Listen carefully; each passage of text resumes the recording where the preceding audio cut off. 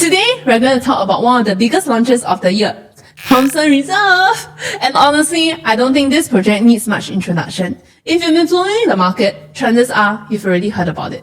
It's one of those launches where buyers are already reaching out before preview, asking when is it launching and whether they can secure a unit. Usually when I prepare these project analysis videos, I always look at both the strengths and weaknesses. But with Thomson Reserve, it was quite interesting because there really wasn't an obvious red flag. Of course, that doesn't mean it's a perfect project. In property, a good project doesn't automatically mean it's a good investment. Your entry price still matters, the layout that you choose matters, and that's exactly what we'll be focusing on today. So a lot of buyers assume that if a project is popular, that it will definitely make money. Most of the time, it's true, but not always. Take for example, Jadescape is a good example. It was one of the hottest launches in Singapore and sold out very quickly on day one back in 2013.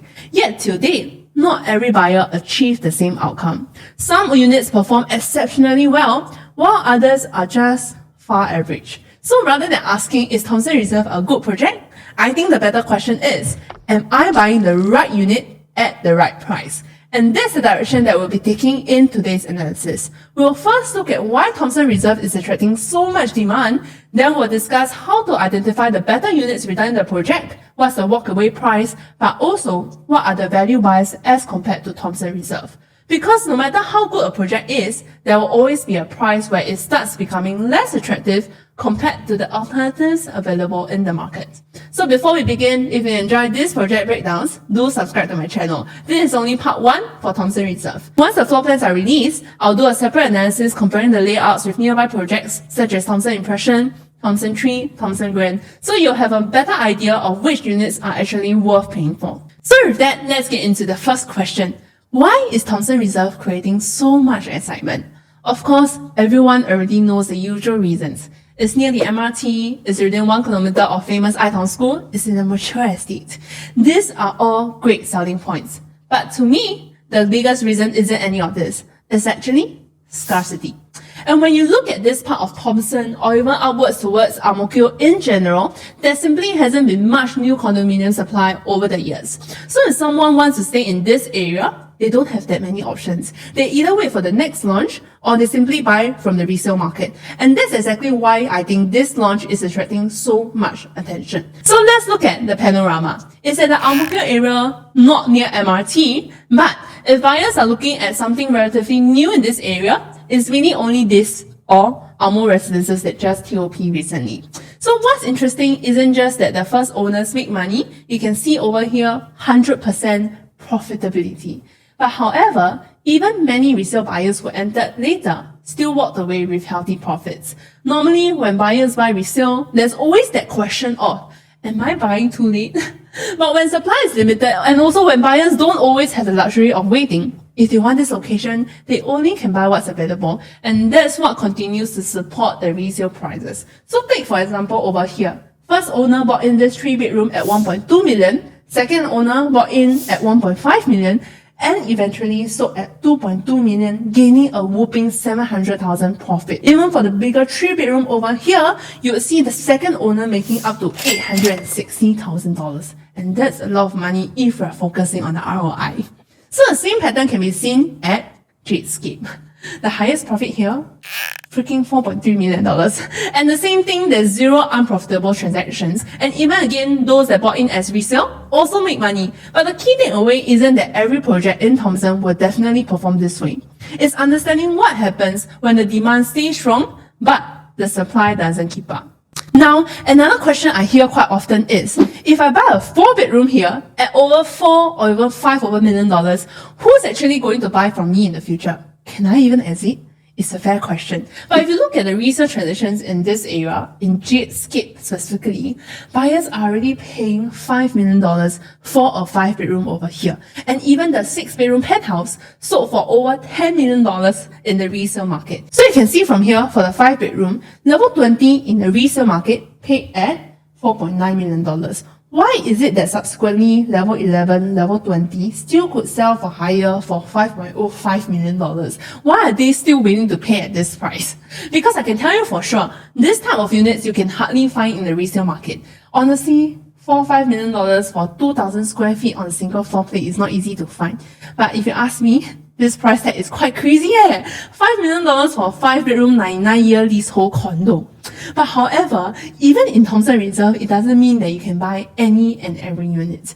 Here at Jadescape, you can also see the profit difference. You can see 1.77 million versus a 1.43 million in terms of profit. But from here, you see that their initial purchase price was also different. This one actually bought in at 3.19 million versus a 3.37 million back on launch day. So different stack, and also this one you can see that they actually purchased at a later date at a higher price tag, resulting in a profit difference of 300,000 as well. So the same thing can definitely happen at Thomson Reserve, which means your entry price will also determine your profit in the future. So here, what those buyers are deciding isn't whether to buy a property, whether to buy something here. They are deciding which property to buy. So naturally, some buyers will compare it against landed homes. Should I buy a condo or should I buy a landed in this district? We're talking about a 5-bedroom over 2,000 square feet on a single floor plate versus probably a freehold inter-terrace. And honestly, in the market today, the landed here commanding this price tag are all the original condition inter-terrace. And that comes with a much higher cash outlay for your renovation. So it's estimated about 500,000 to change your interior while keeping the structure and the exterior, but probably upwards of 1.5 to even $2 million if you were to do a complete tear down and rebuild. Not just this, but paying $5 million for a property and still topping up over $1 million for your major A&A and rebuild, the cash outlay is going to be so much higher. If I were to buy a condo, my outlay will maybe be about $1.25 to $1.5 million, which is about 30% down payment. But for the landed, it will be about 1.5 million. On top of that, another 1 million. That's going to be 2.5 million in terms of cash outlay. So the first part is the cash outlay. But the second part is the time you waste to wait.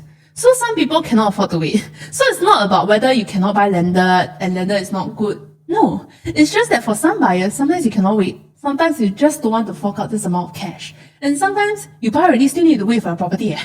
So for example, you from day one already start paying over $10,000 for your monthly installment, while maybe still paying rental, cause you need somewhere to stay while renovating, right? There's a lot of costs unseen in this picture. And I think that's an important point. There's already a buyer pool in this area that's already comfortable paying these price levels for the right product, a condo, for $5 million, $10 million, which brings us to the next question. If the demand is unlikely to be the issue, then how do we ensure that we are buying one of the better units within Thomson Reserve? And that's what we'll look at next. So a lot of people think that if a project is popular and it sells out quickly, every buyer will make the same amount of money.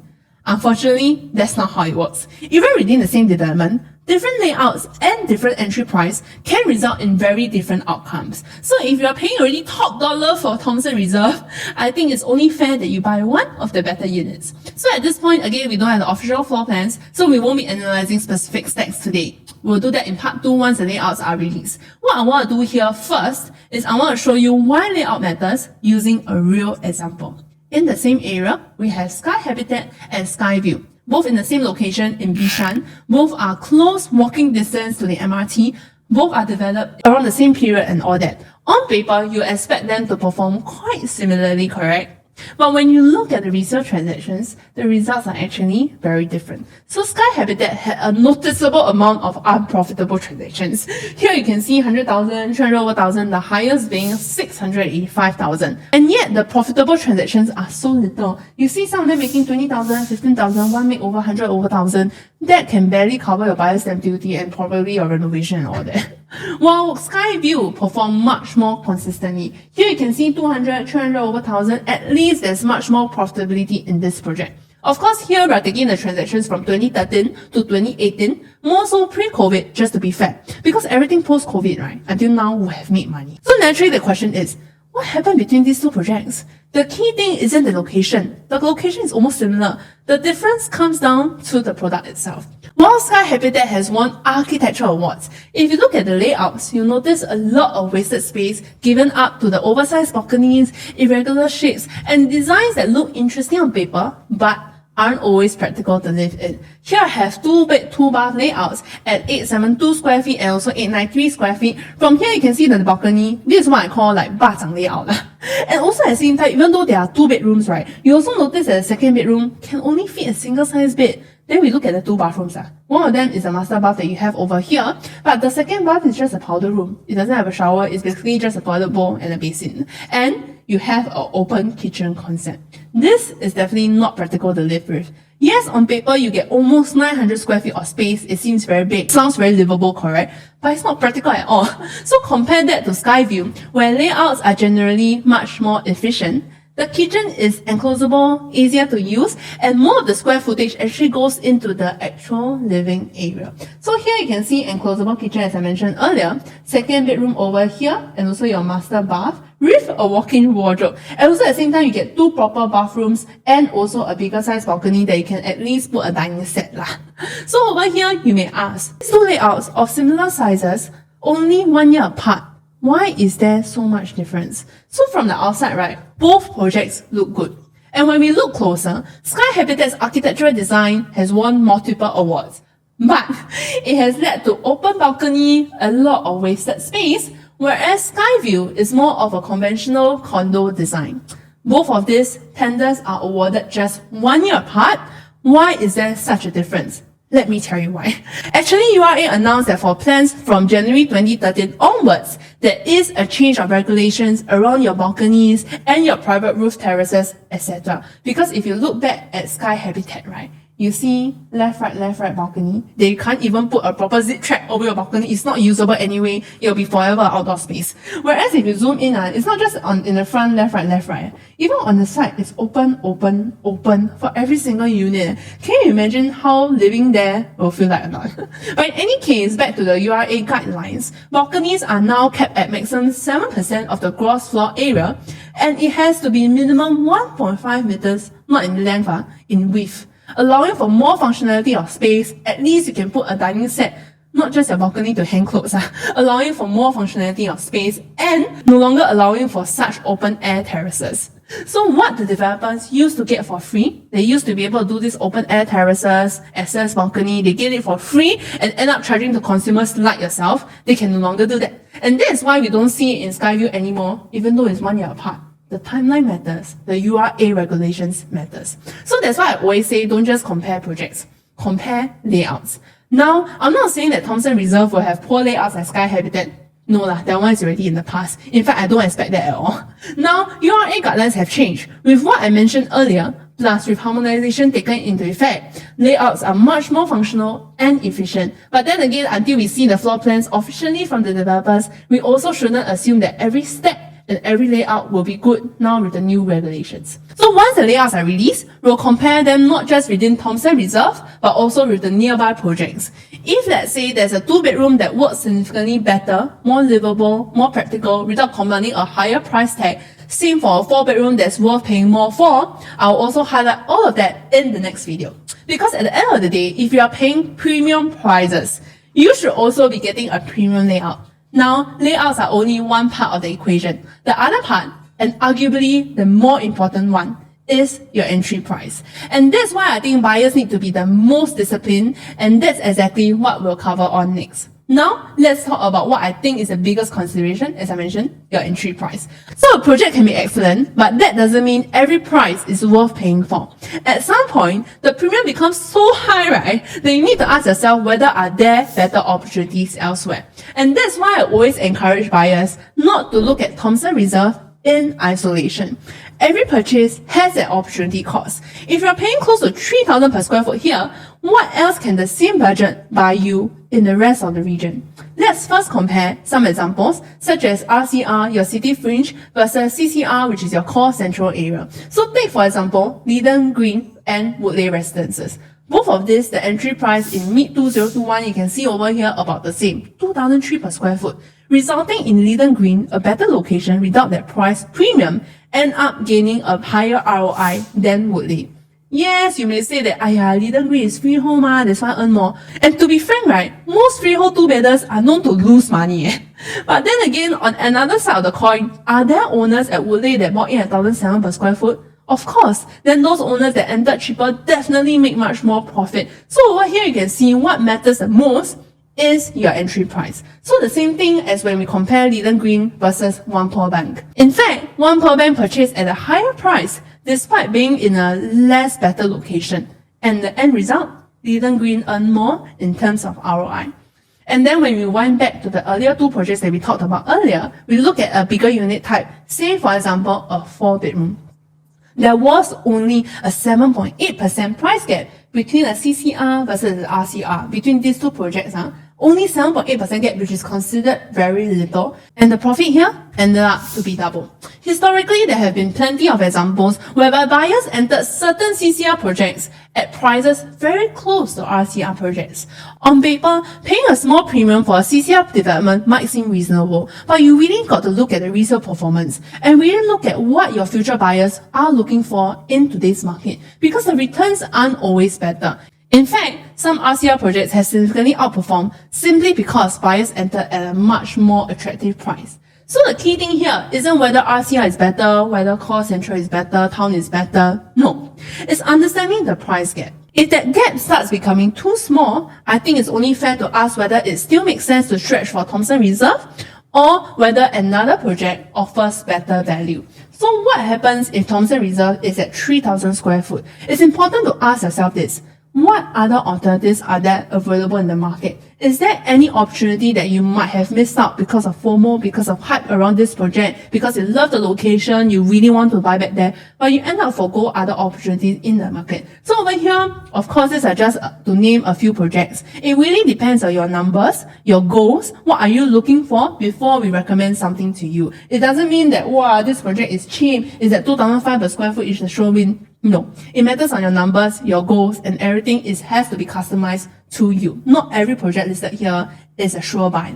So the same comparison that I mentioned earlier, right, is also the same when we look at the outskirt region, the OCR. We've seen projects such as Clement Canopy and Whistler Grand outperform some city fringe developments because buyers entered at a much lower price. So the location might be different, not as convenient, more ulu, but however, the lower entry price gave buyers far more room for growth. So one example over here is Claiborne in the outskirts versus Woodley. Given that it's an outskirt project, right, owners here at Claiborne entered at 1,006 plus per square foot.